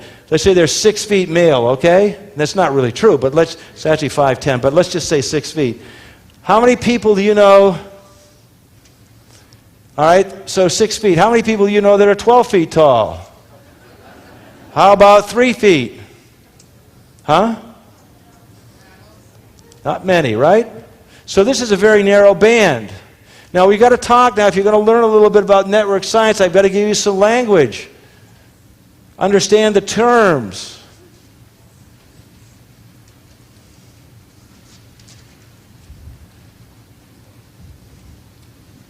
Okay, so the first term is we've got to learn is the thing called a node. I can thank my son for this because he saw it very clearly and I was still struggling with it. A node is a noun. What's a node? So are people a node? Can they be a node? Can a place be a node?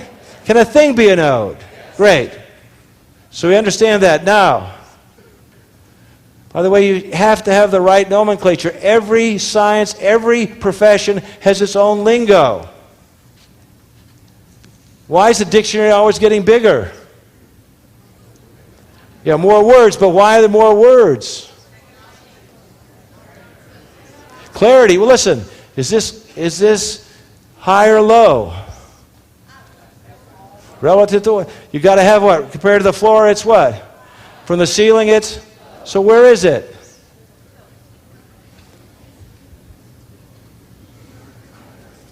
So you have to have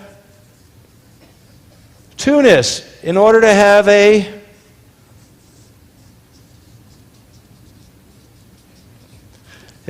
distinction. And if you have a distinction, then you can create a new word. What's the first cooperative tool of humanity? The spoken word. There's no reason to have it except to cooperate.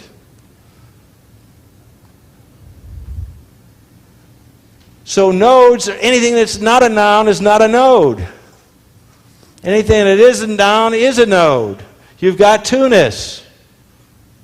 Now nodes are connected to each other.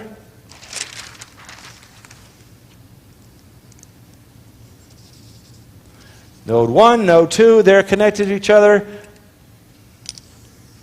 by a link.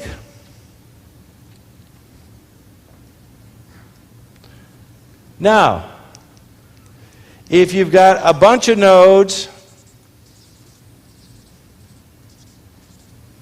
connected to each other,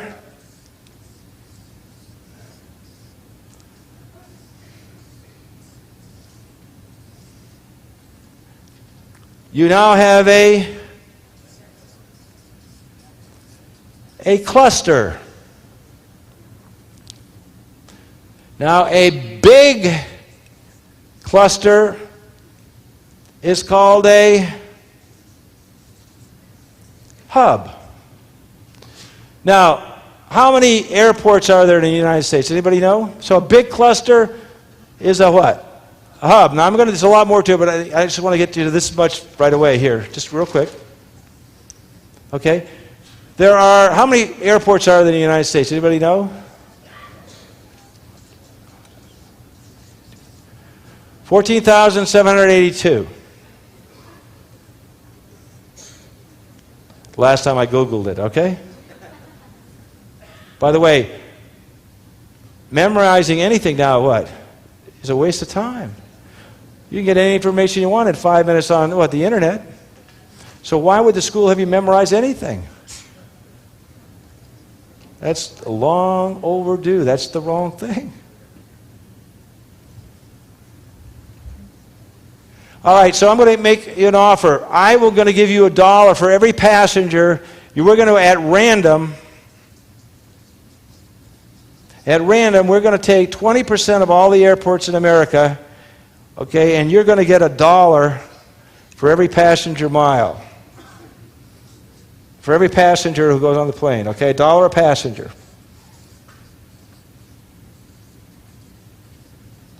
Okay? That's one choice. Okay? 20% of all the airports in America, at random, I'm going to give you $1 per passenger. That's one choice. Now the other choice, I'm going to give you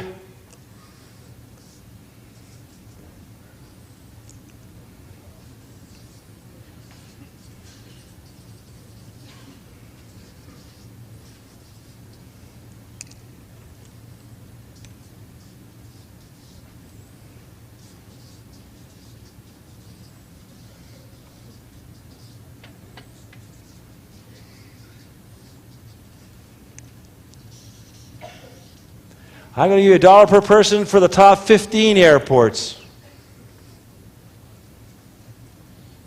So which are you going to take? You get one or the other. Hello? Yeah, the top 15 are going to give you 200 times as much money as the top 20% chosen at random. Because these top 15 are the hubs.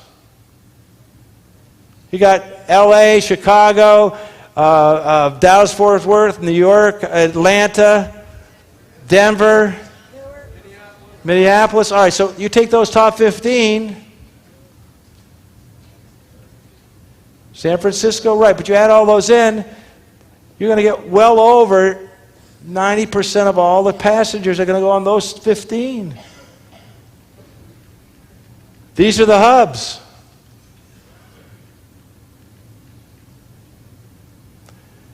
So if you've got a product or service and you're running around at the Kiwanis Club or Rotary or whatever, thinking you're going to network yourself there, that's nuts. What you want to do is find the hubs that can handle your dive val and hit the hubs. And the whole different thing here is that the bell curve, this is the big breakthrough on network science. It is not about a bell curve.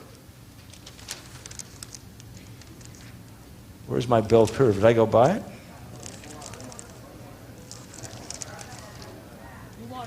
Keep going.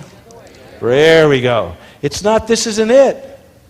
Now, is New York City a node? Ithaca, New York a node? Well, New York City is 300 times as big as Ithaca, New York. So the bell curve goes crazy here.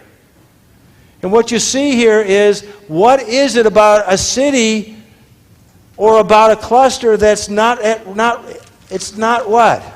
It's not what? It's not random. The whole thing is, it's about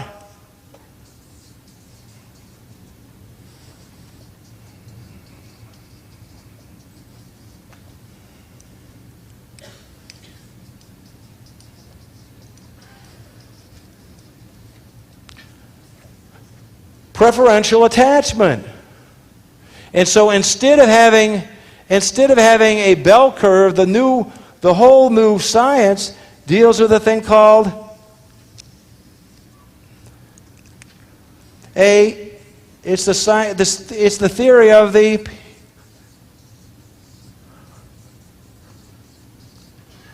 power curve. There are going to be a few big hubs, what? Up here. Okay? And then you're going to have a lot of things down here. So wherever there's preferential attachment, see, you guys are preferential. You've chosen to come here. This is a hub. This wasn't a group that we picked off the street at random. You chose to be here. It's a preferential attachment. And the key here to understand is that the action, if you've got a die valve, is if you hit these guys, you will make the money so much faster.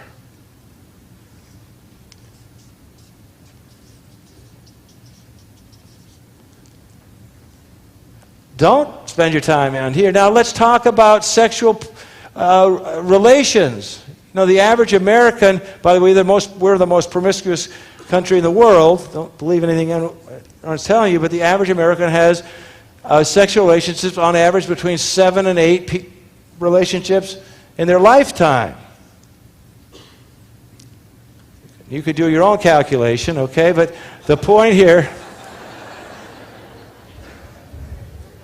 But there are people who have 200 or 300 a year. Will Chamberlain said he had 20,000 relationships with women from the time he was 15 and until the time he retired as a basketball star. I did the math on it, and he says 1.23 different sexual partners per day. That sure puts my relationship in perspective, okay? So the point behind that is, what happens with AIDS? See, when some poor bloke gets AIDS through a transfusion, by the way, we have no chance of making enough antibiotics or antibodies to handle AIDS. So we have to get rid of the what? The hubs. Now that may violate your natural inclinations and your moral values, but if we can do that, we can get what? The rate of spreading down below 1, and then it gets to be contained. But as long as we're spending our money down here on the poor little bloke who got it by accident because that person's morally acceptable, and these guys are what? Too promiscuous to deserve it, AIDS are going to continue to spread. Hello? Now, you don't like it, maybe.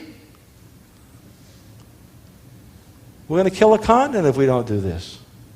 Now, this solution only comes if you understand the right what? And it's very obvious. Once you have the right theory. So now we got those 3 things, okay? We got the first one, die valve. Now you can get your die valve what? Either by doing what you love and finding a master and studying and finding your niche, or you can figure out where the money's being made, get in front of that parade and work your tail off and work and work and work. You can do it. People do it all the time. But die valves first. Second is you've got to look at the deviant behaviors. Look for die valve over there. The third piece is network science. My son wrote a great script called Dodgeball. Do you think that was going to get made just because it was a great script? No, he had to be in a network. And he went to USC Film School as a graduate student. You know, it's very hard to get into, but he got into that network. He was able to access through his networks. By the way, let's say you don't know Ben Stiller. Anybody here Catholic? Who's Catholic? Who's Catholic? Okay. You're Catholic, right? Your name is what? What? Fabrice. Okay. Where are you from, Fabrice? France. Okay. But all right. So let's say you're Catholic, right? I'm not. I really have something that I think is dynamic value, but I'm not Catholic, and you don't like the way I look, okay? But it'll be really great. Now, we're going to move over here. Now, Daniel, you're going to play another role for me, all right? You're the Pope. Come up here. All right? I'm a friend of yours, okay? Would you talk to Fabrice over here? Ring him up. Ring, say hello. Fabrice, you give him the pink, give him the, yeah. So this is the Pope. Are you going to listen? No, this is the real Pope. I'm talking about, just pretend he's the real Pope. You going to listen? Yeah, you listen to the Pope. Now, if the Pope tells you to talk to me, what? If the Pope says, Marshall's a good friend of mine, I'd like you to talk to him, what would you do? Oh, you talk to me. So you don't have to know the people, but you better find where the influencers are, and you can cut right to the top of the hubs.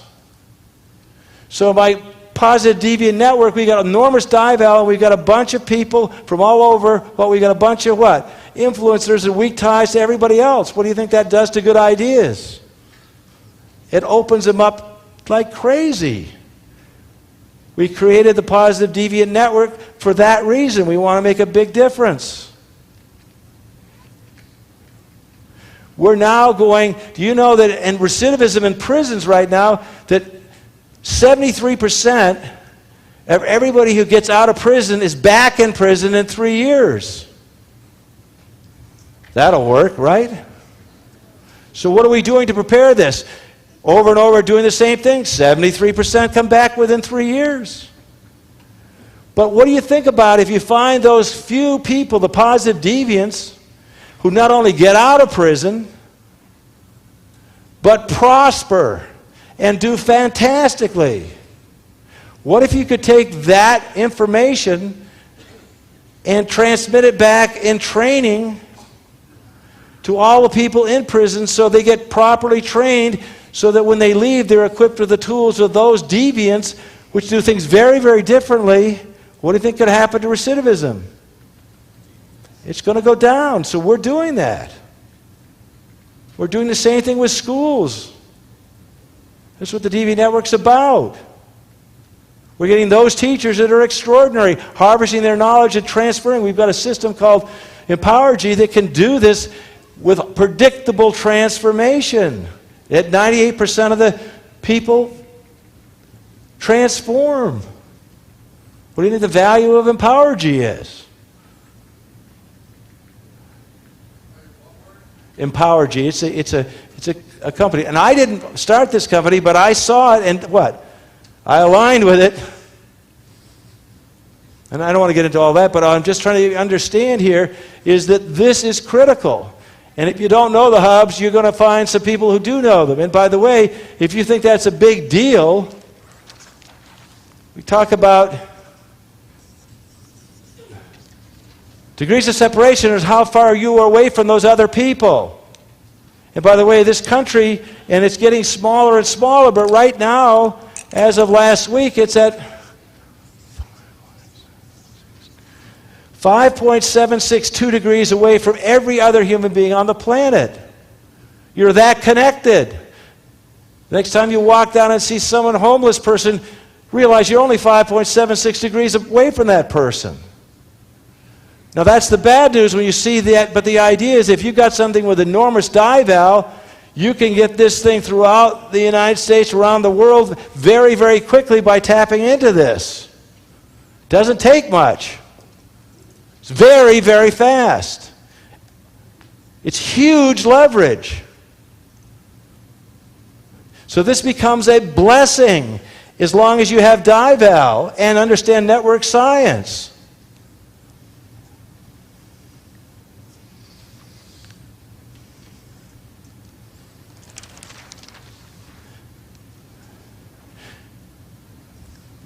And the last thing, the fourth one, is you have to understand systems. To understand systems. And you've got to understand, there's lots of stuff about this, but the one I want to talk about tonight is just because it's so powerful So if this is your goal, where do you have to be in relationship to that goal? Can it be a goal to be sitting in the chair you're in? Can it be a goal to be sitting in the chair you're in? To be sitting in the chair you're in? Yes or no? No, you're already in it. So if this is a goal, where do you have to be? Somewhere else. By the way, you set up games. There's a lot more to this, but I haven't got the time. But you're going to be over here. And of course, the game is this isn't it. Because if this were it, you would be in motion. You've got to stay in motion. So you've got to be somewhere else. But what in systems, what you got to understand is that 85% of the outcome or to get to this objective is found in the first 15% of the process. Since time and attention is your only scarcity, you can't set up and do all the stuff. People sell you all these systems and all this stuff. It's too slow. You can't do all those steps. Think of blah, blah, blah, blah, blah, fill out. That's nonsense. You've got to find the first 15%. Focus on that because 85% of the outcome is here. You get that right, you got 85% of it right. That's all you have to do. And this is a fractal. And it's a fractal that has the first 15 or first blah, blah. Once you understand that, your time and attention is only up this front end. Most of the system training you're going to get, they're going to give you all this detailed stuff, drive you crazy. No, it's too slow, too.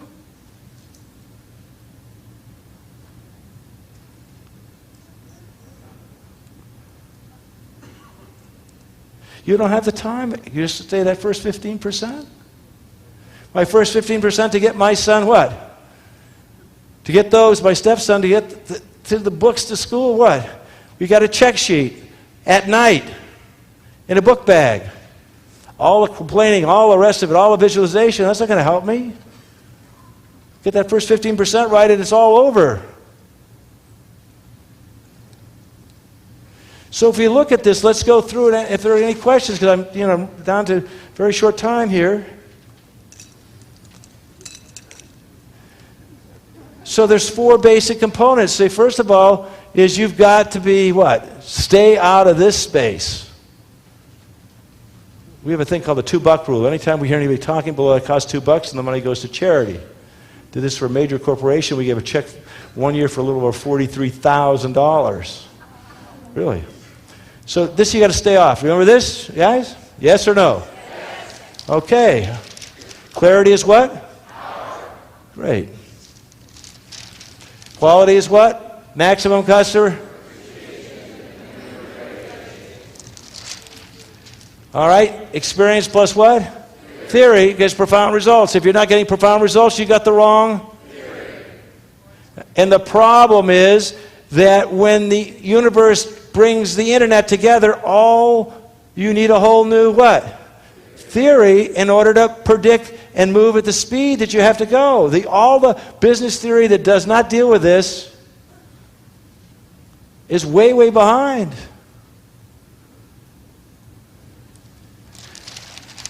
And you go back over here with the market research. When people do all their market research and they're hanging in a social convention and wanting to predict future performance, wherever that one is, the problem with all these, focus groups and stuff, they're focusing on social convention. That's not going to help you. It's not where the action is. You can do focus groups for the rest of your life. It doesn't have any predictive power of where the future is. You got to be out here. Wrong theory. They'll work awfully hard, though. They wonder why the damn predictions don't work. Wrong theory.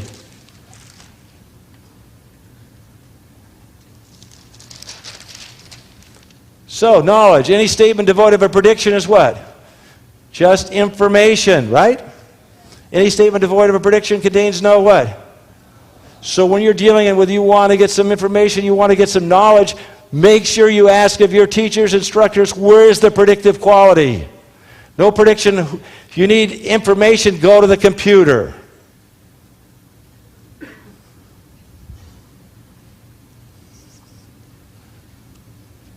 You know, if information were the key, every librarian would be a multimillionaire.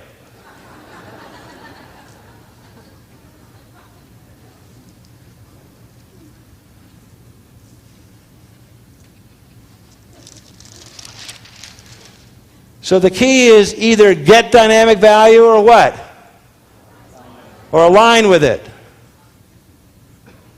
Without this, it doesn't matter how great your network is. If my son didn't written a great script, what? Knowing Ben Stiller wouldn't have made any difference.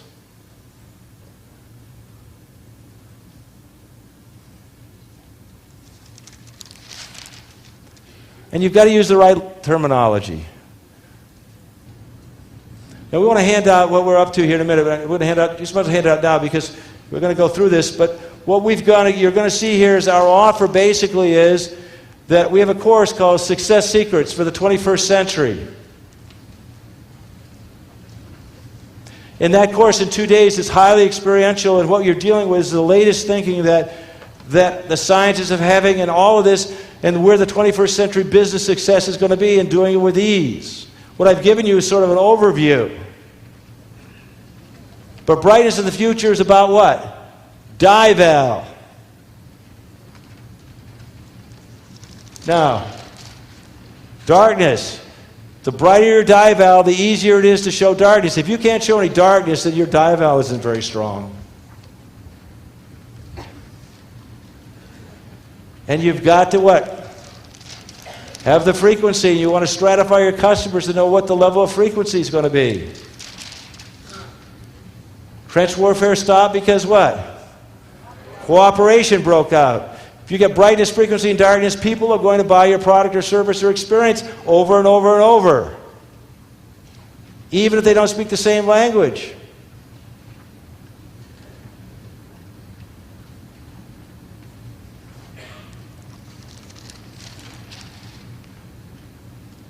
Hit the hubs. Forget Kiwanis Club, all that stuff. Network science. If you hit what? If you're network marketing, find the hubs. Don't take your next door neighbor or your family. Find the hubs.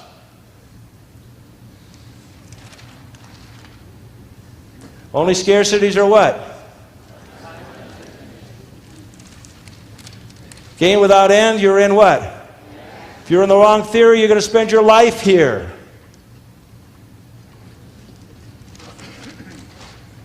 What you want to do is increase the probability of what? Not making these two mistakes. You want to act when you should. Different theory, you're going to ask different what? You're going to get different, you're going to take different actions, produce different what? Outcomes.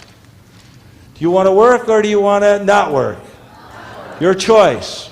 But if you're not going to work, you better find a what? Somebody with mastery, study with that person, find your unique niche, and this will appear. I'm not Deming, I'm not Bucky, but you know, my unique twist to this has given me tremendous what? Dival. Networks are going to give you your what? Leverage. You've got to stay what? Unique. That means you've got to stay where? In the level of what? Experience or transformation. These are all questions, folks, you should be looking at. You want to make sure that you create some lagniappe, and lagniappe's going to move very quickly down to what's expected. This is a dynamic process. You want to stratify your customers. You want to get as many what? As you can. And you better, that's a product of dival, frequency, and darkness. You don't have to make your own, you align with it. This is where the action is. You guys are on the fringe or the edge here. You wouldn't be here. 99.99% of humanity doesn't even know what a power curve is. Old theory doesn't do the prediction when you get the new network science. You want to get the deviants. They're going to be passionate and they're going to have a higher social and moral purpose always. Network science, Test it through its predictions. Nodes, two-ness, distinctions, clusters, hubs. This is all the lingo. You got to know where to focus on the first 15%. Power curves. Degrees of separation. These are all network terms. Then you got systems are critical. How many people learned at least something tonight? Did anyone? Okay. God bless. So I thank you all for your time and attention. It's always a gift. God bless. Thank you. Come on, let's hear it, guys.